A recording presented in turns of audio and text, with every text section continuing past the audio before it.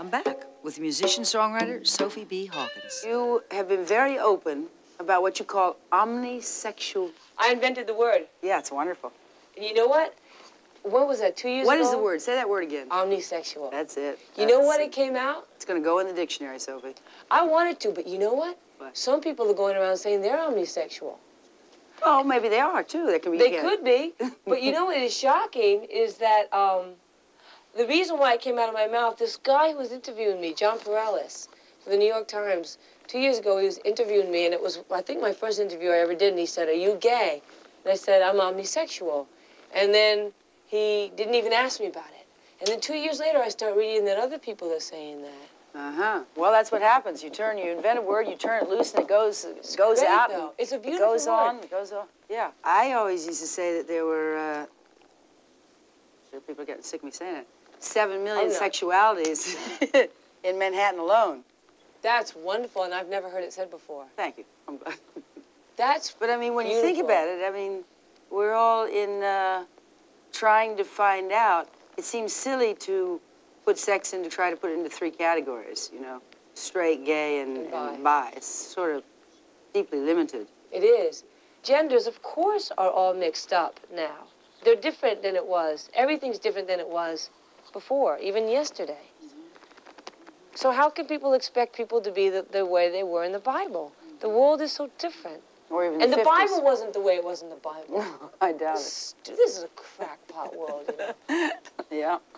It's Welcome, really. Sophie. What are people believing? Would your parents have been considered hippies, do you think? No. No, they weren't hippies. They're more classic Greek, which is a lot more open than I have to say even hippieism. I mean, at the time, I was probably called a hippie a lot, but I didn't identify much. But I was traveling all around the world. I wore jeans and sneakers all the time. That was hippie enough for most people. Yeah, my mother, you know what I love? I love that. That's my, when I see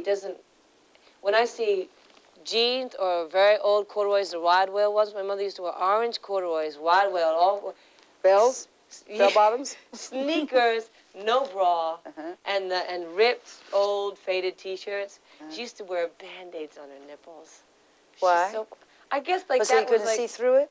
I guess that if you weren't going to wear a bra, which she never did, she must have thought she had to be discreet in some way. Well, sometimes you just didn't want to show your nipples through your T-shirts on the streets of New York City. Right. Because that was sometimes looking for trouble. Yeah. So if you had a very thin T-shirt, now I think it's sort of, if you could really see through it, you know, it really used to upset some of the old boys. Really. Now, why do you say you're the only whale on Christopher Street? Oh. Now, I can't be sure that I'm the only one, but I'm the self-proclaimed whale. Whales, man. I think I said that in a moment of trying to identify myself with something in nature that I thought this interviewer could understand. And I was saying that I felt that by my nature I was nearly extinct, and there's something very big and obvious about me, and really vulnerable because of that. And then I also was loving the way that things come out of the whales like fountains, that spurt. Spouts. And then the way they, you think everything's calm, and then you see this whale emerging like this. Yes. And especially their voices is what I feel that I most identify with. When I listen, and a lot of times I will turn on different whale tapes and I'll start to write songs.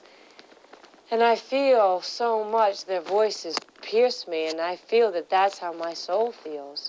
They're sweet, but they're mournful at the same time. Yeah. And they're so clear, and they travel such distances. And they're loud. Really? I've had fantasies of, some people sit there and they think about, you probably, guys sitting there or girls and whatever. I think about whales. I think about being able to swim and touch and just hold on to as much as I can. Things like that when I'm in the car going from one gig to another.